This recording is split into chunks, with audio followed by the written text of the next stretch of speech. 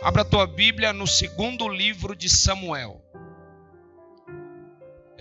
Hoje eu quero emendar a minha série de ministração com o domingo passado, onde nós falamos do rei.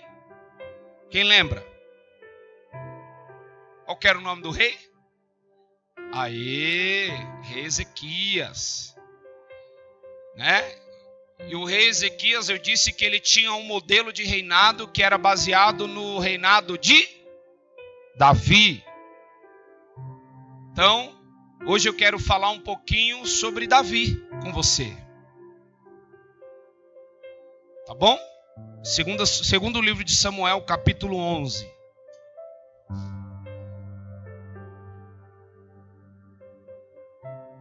Glória a Deus. Segundo livro de Samuel, capítulo 11. Samuel é uma figura muito importante para a construção do cânon bíblico, porque ele exerceu 3 funções na sua temporada terrena. E ele foi juiz, ele foi sacerdote, mas ele também foi profeta. Então, um homem que exerceu um triuno de funções diante de Deus, e é na visão desse profeta que nós vamos ler a palavra de hoje. Acharam? Segundo o livro de Samuel 11, diz assim a palavra de Deus: na primavera, época em que os reis saíam para a guerra, Davi enviou para a batalha Joabe com seus oficiais e todo o exército e eles derrotaram os amonitas e cercaram Rabá. Mas Davi permaneceu em Jerusalém.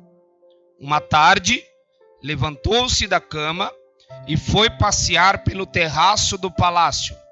Do terraço, viu uma mulher muito bonita, tomando banho, e mandou alguém procurar saber quem era. Disseram-lhe: é Batseba, filha de Eliã e mulher de Urias, o hitita. Davi mandou a que trouxessem e se deitou com ela, que havia acabado de se purificar da impureza da sua menstruação. Depois voltou para sua casa. A mulher engravidou e mandou um recado a Davi dizendo que estava grávida. Em face disso, Davi mandou em mensagem a Joabe: envia-me Urias, o hitita. E Joabe o enviou. Quando Urias chegou, Davi perguntou-lhe como estavam Joabe e os soldados e como estava indo a guerra. E lhe disse: vá descansar um pouco em sua casa. Urias saiu do palácio e logo se foi mandado um presente da parte do rei. Mas Urias dormiu na entrada do palácio, onde dormiam os guardas de seu senhor, e não foi para casa. Quando informaram a Davi que Urias não tinha ido para casa, ele lhe perguntou: depois da viagem, o que você fez? Por que não foi para casa? Urias respondeu: a arca e os homens de Israel e de Judá repousam em tendas. O meu senhor Joabe e seus soldados estão acampados ao ar livre. Como poderei eu ir para casa comer, beber e deitar-me com minha mulher? Juro por teu nome e por tua vida que não farei uma coisa dessas. Então Davi lhe disse: fica aqui mais um dia, amanhã eu mandarei de volta. Urias ficou em Jerusalém, mas no dia seguinte Davi o convidou para comer e beber e o embriagou. À tarde, porém, Urias saiu para dormir em sua esteira, onde os guardas de seu senhor dormiam, e não foi para casa. De manhã, Davi enviou uma carta a Joabe por meio de Urias. Nela escreveu: ponha Urias na linha de frente e deixa-o onde o combate estiver mais violento, para que seja ferido e morra. Como Joabe tinha cercado a cidade, colocou Urias no lugar onde sabia que os inimigos eram mais fortes. Quando os homens da cidade saíram e lutaram contra Joabe, alguns dos oficiais da guarda de Davi morreram, e morreu também Urias, o hitita. Tá bom? Só até aqui, tome teu assento, em nome de Jesus Cristo. O texto é extenso, mas aqui já posso dar um pano de fundo para você sobre aquilo que o Senhor quer falar ao nosso coração. Amém? Queridos, quem não conhece a história de Davi aqui? Eu não sei você, eu como sou crítico, a pastora fala, você é polêmico, né? E eu falo assim, eu gosto de ser polêmico porque quando uma pessoa quer conhecer a verdade, ela coloca sempre o benefício da dúvida, né, Andréia? Então você coloca o ponto de interrogação para conhecer os dois lados da moeda. Já diz o ditado que toda história tem dois lados, sim ou não? E eu vejo que o povo ele fala muito de Davi nas igrejas hoje em dia. Eu falo pouco de Davi. Por quê? A Bíblia diz que o nosso Cristo ele vem da raiz no sentido de geração, descendência.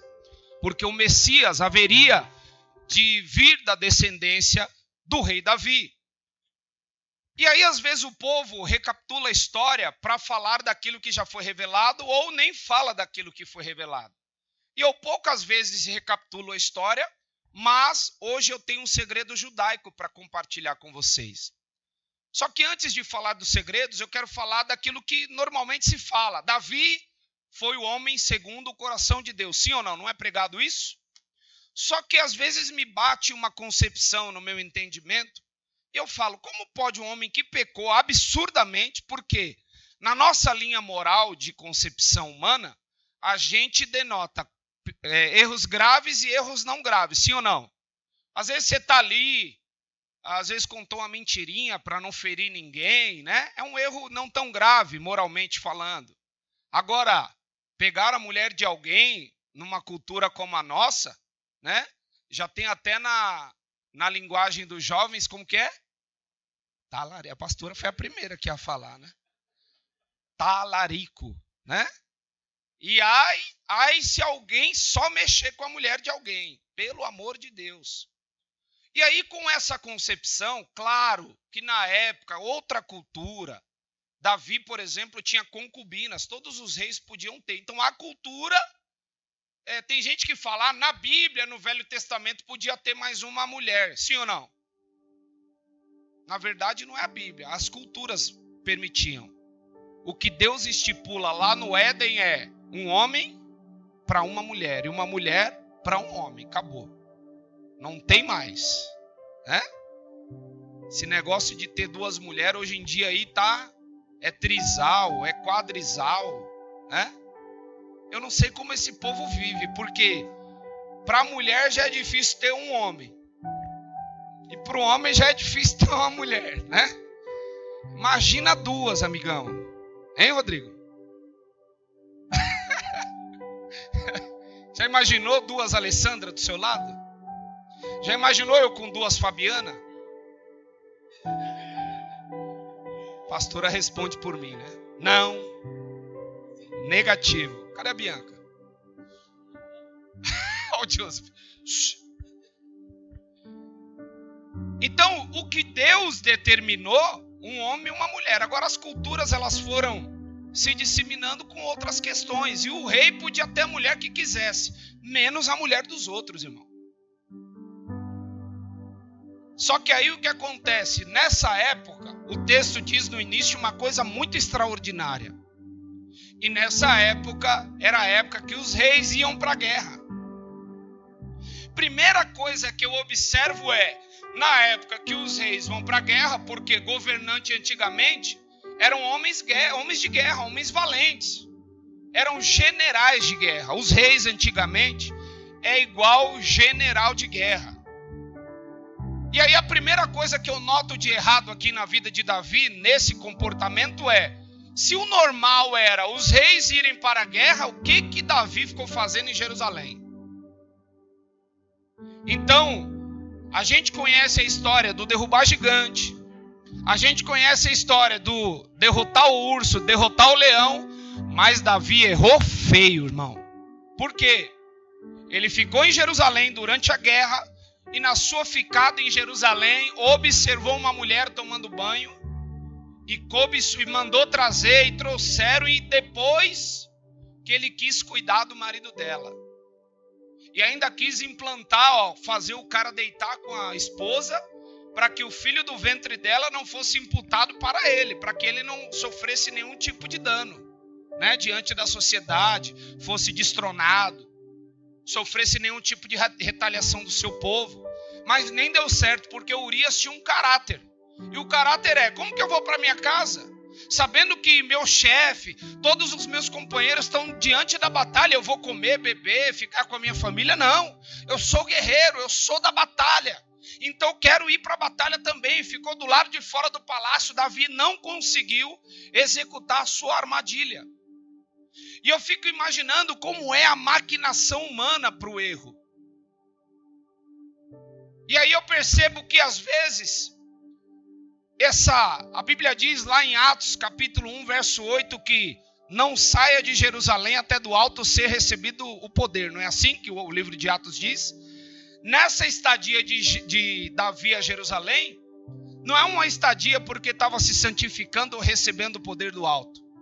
A Bíblia diz que ele fica e peca na cidade santa. Então, traz a mulher, todo mundo já conhece a história, né? O filho de Davi morre depois, e aí é um Deus nos acuda, porque ele se livra de Urias, mas não se livra da consequência do seu pecado. E às vezes o que eu vejo no dia a dia, nesse sentido moral da igreja cristã, é que muitos querem ser livres do pecado, mas também livres da consequência. E se tem uma coisa que nós nunca vamos escapar, é da consequência das nossas ações. Só que a Bíblia nos traz algo muito mais profundo. Eu sempre falo, principalmente quando eu estou falando sobre EQP, que tem duas maneiras de você ler a Bíblia. E uma é de barquinho e a outra é de submarino. De barquinho você só vê a superfície da água. E de submarino você conhece os mais profundos tesouros. E um dos tesouros que eu vejo nesse texto é o significado do nome Urias.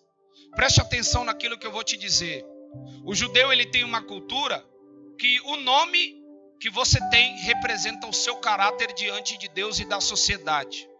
Ou seja, meu nome, por exemplo, Adonis, simpatia, elegância, né? Coisa bela, linda, né?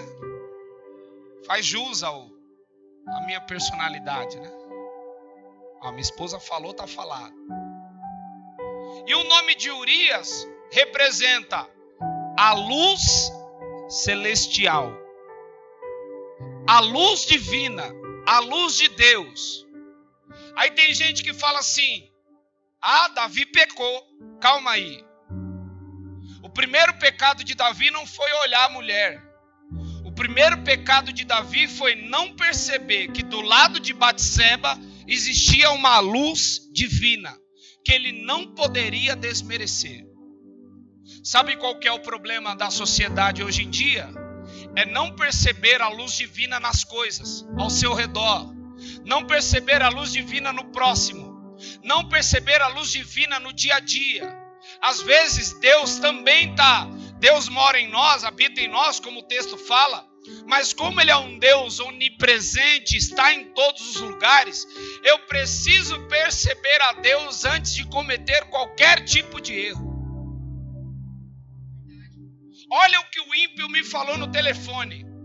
Olha, quando eu estava perto de vocês, ajudando vocês aí, parece que minha vida era melhor.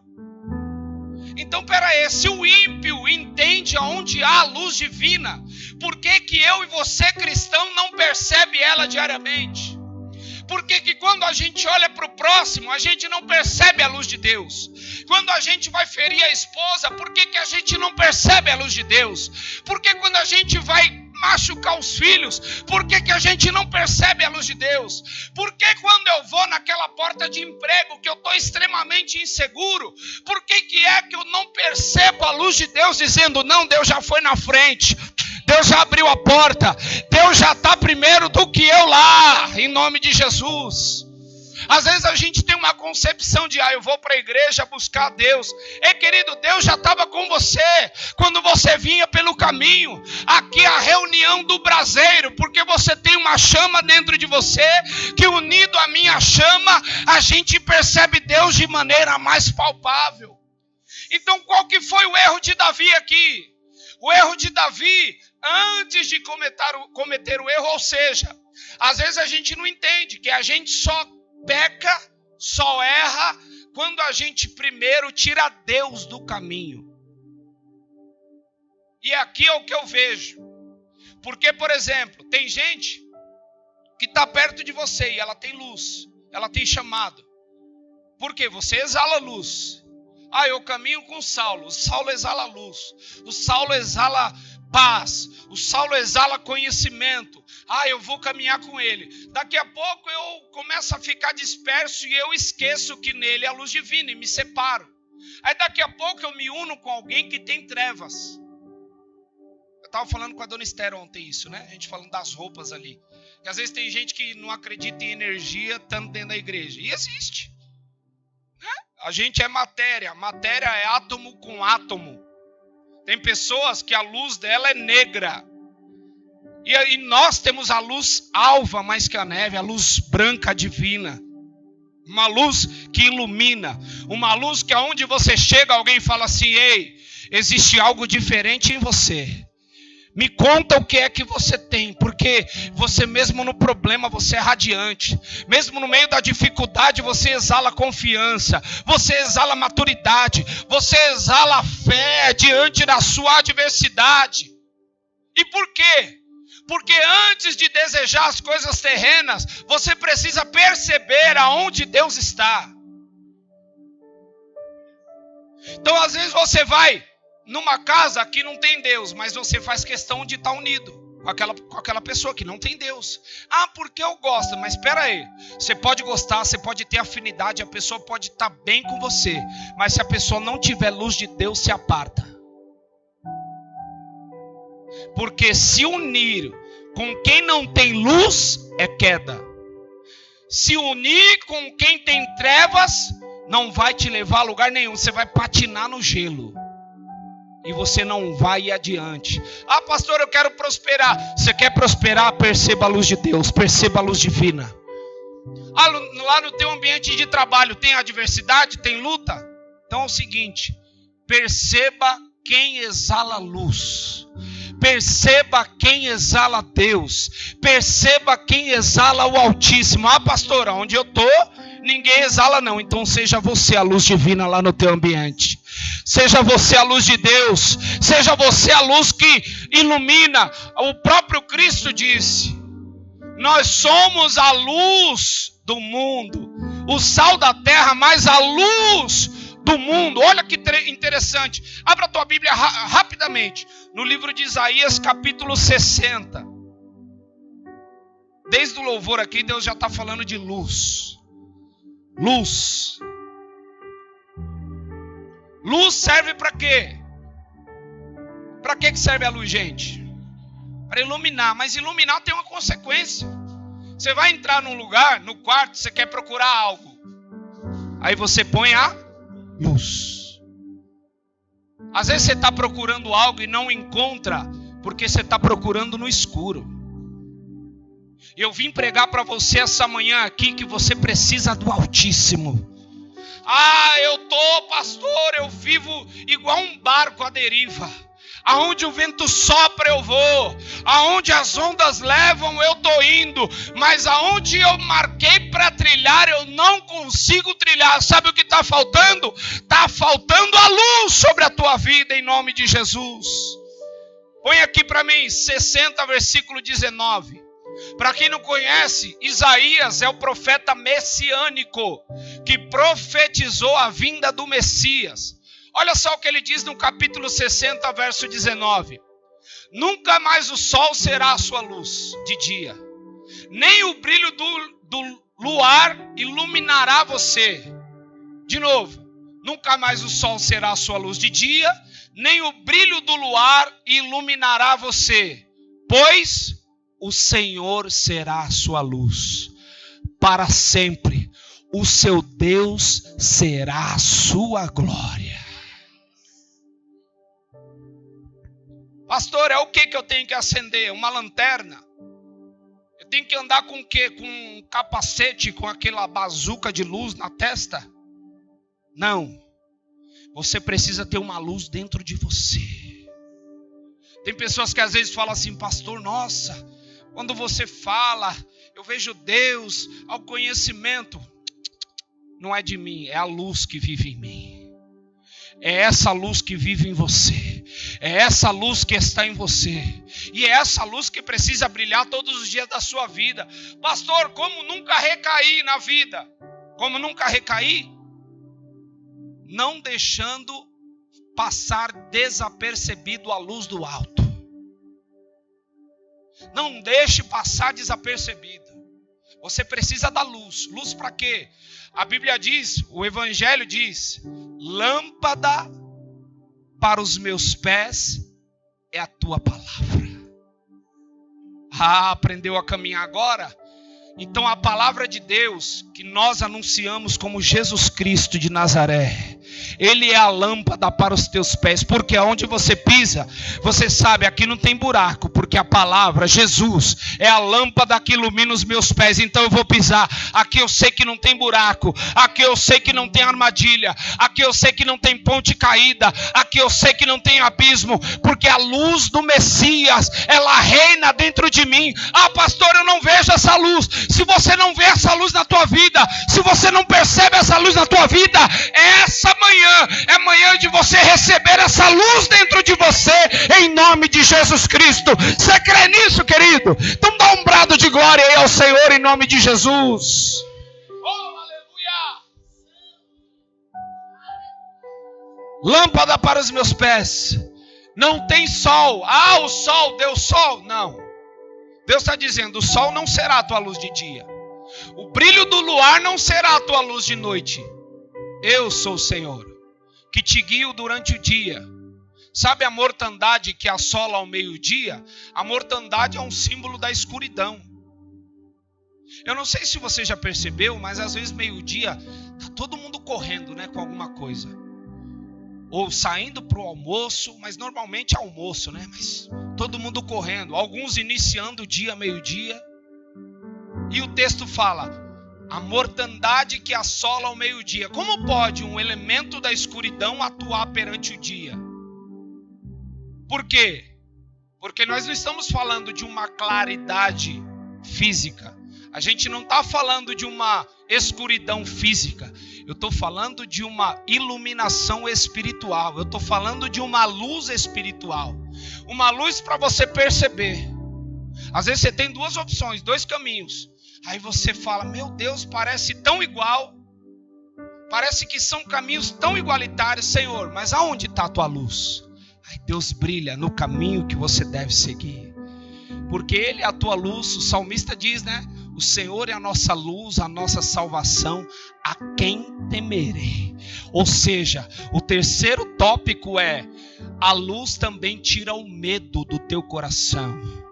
Eu tenho medo de caminhar, eu tenho medo de me perder, eu tenho medo de passar necessidade, eu tenho medo de perder o trabalho, eu tenho medo de perecer, eu tenho medo de ficar doente, eu tenho medo de morrer. Ei, a luz que eu estou pregando aqui te livra de todo medo, te livra de toda cilada, te livra de toda potestade, de todo principado, de toda a escuridão de sobre a tua vida. Então hoje eu prego sobre você o livramento da luz que é o Senhor Jesus sobre a tua vida, em nome do Eterno, em nome de Jesus Cristo. Você crê nisso, querido? Aleluia. Então curva a tua cabeça. A luz que te ilumina. Você vai esbarrar com pessoas e você vai esbarrar com lugares que você vai falar assim: por que eu fico tão ansioso ou ansiosa de estar aqui? Sabe por quê? Porque a luz te incomodando, a luz está começando a falhar lá. Pastor, mas a Bíblia não diz para eu ser luz na escuridão? Sim, luz na escuridão quando você estiver preparado para iluminar na escuridão. Se ainda a tua luz é só para você, guarde ela, guarda o contato, guarda a tua aliança, guarda o teu propósito, guarda o teu caminho, guarda a tua mente. Paulo já disse lá em Efésios, capítulo 6, que a armadura de Deus, Uma delas é capacete da salvação, para que os dardos inflamados não alcancem a tua mente. A couraça da justiça, o cinturão da verdade, o calçado do evangelho da paz, o escudo da fé e a espada que é a palavra de Deus. E um guerreiro só está pronto para lutar quando a luz ilumina o caminho. A luz está iluminando o teu trajeto. Não queira simplesmente andar por lugares áridos falando, eu tenho fé, porque a fé também é racional. Não queira achar que o teu ego, a tua vontade está acima das vontades de Deus, porque Deus não trabalha com o ego humano. O Senhor Deus, Ele trabalha com a sua supremacia, com a sua luz e com a sua salvação, em nome de Jesus Cristo.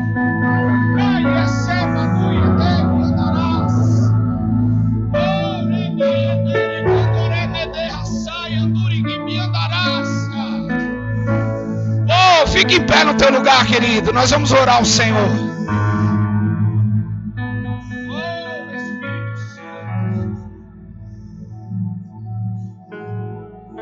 Feche teus olhos. Curva a tua cabeça. Comece a falar com Deus. Deus, eu quero a minha alma iluminada, o meu espírito iluminado. Eu quero a minha mente iluminada. Eu quero exalar a tua luz. Comece a falar com o Pai, a oração é nossa. Comece a falar com Deus, querido. Comece a falar com o Pai. Comece a inclinar a tua mente, a tua oração ao Senhor, Deus soberano. Teu povo precisa da tua luz, Deus. Quando os magos vieram visitar o teu filho, eles viram luzes no céu. Senhor, como sinal de que o Messias foi anunciado na terra, de que o Messias havia nascido na terra. E eu quero te pedir essa manhã, Deus, aleluia, aleluia, que haja o teu poder, que haja a tua unção, que haja a tua bênção sobre esse povo. Quebra toda a malignidade, quebra tudo aquilo que não provém de ti. Quebra, Senhor, em nome de Jesus Cristo, todo dardo no coração, na alma, no intelecto, raie.